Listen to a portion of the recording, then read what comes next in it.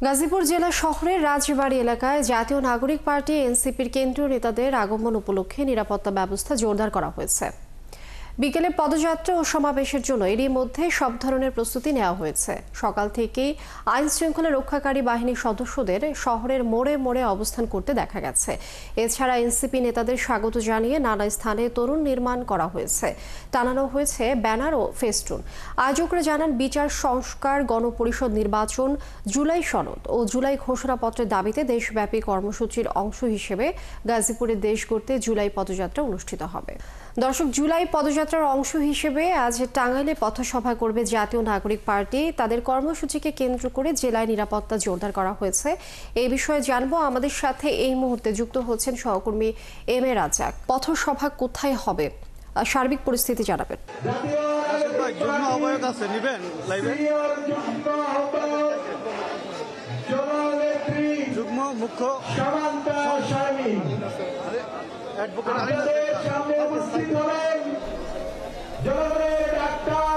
আমি কিন্তু টাঙ্গাইলে ছিলাম। আজকে দিনে যে প্রথম কর্মসূচি টাঙ্গাইলের শহীদ পরিবারের সাথে সাক্ষাতের মাধ্যমে যে কর্মসূচি শুরু হয়েছিল, সেটা কিন্তু টাঙ্গাইলে পথসভা এবং পদযাত্রার মধ্য দিয়ে শেষ হয়। এখন কিন্তু টাঙ্গাইল থেকে গাজীপুর এনসিপির যারা কেন্দ্রীয় নেতারা রয়েছেন তারাও কিন্তু গাজীপুরে চলে এসেছেন। অল্প কিছু করে মাঝে পথসভাটি শুরু হবে। পদযাত্রা সেভাবে কিন্তু হয়নি। একটি বিষয় নিয়ে জানিয়ে রাখি, গাজীপুর এলাকাটিতে এনসিপির যে কর্মসূচি, সেই কর্মসূচি নিয়ে কিন্তু একটু হলেও দোটানা ছিল। এই কারণে বলছি যে আজ সকালের দিকেও কিন্তু ছাত্রলীগের মিছিল বের হয়েছিল। তো সে কারণে নিরাপত্তা যারা প্রহরী রয়েছেন, নিরাপত্তা কিন্তু অনেক জোরদার করা হয়েছে।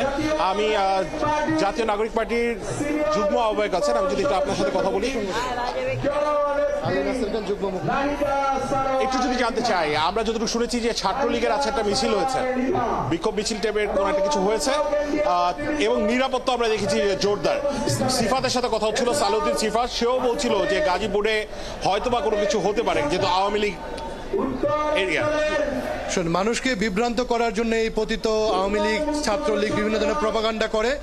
ভোরবেলায় কুয়াশাচ্ছন্ন ভোরে শীতকালে বা গরমকালে ঝটিকা মিছিল করে, এটি করে জনগণকে বিভ্রান্ত করা ছাড়া আমরা ওই ধরনের কোনো সিকিউরিটি থ্রেট এই পর্যন্ত দেখতে পাই নাই। গাজীপুরের জনমানুষ আমাদের সমর্থন করছে।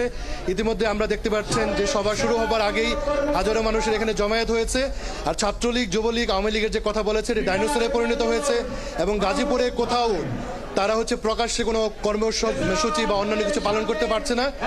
যেখানেই চেষ্টা করছে সেখানে গণপ্রতিরোধের শিকার হচ্ছে। আমরা বিশ্বাস করি এই পথসভাটি খুবই শান্তিপূর্ণ এবং সুশৃঙ্খলভাবে শেষ হবে। আমরা ছাত্র, তরুণ, যুবক এবং গাজীপুরের সর্বসাধারণকে আজকে আহ্বান জানিয়েছি এবং আজকে তারা আমাদের ডাকে সাড়া দিয়েছেন।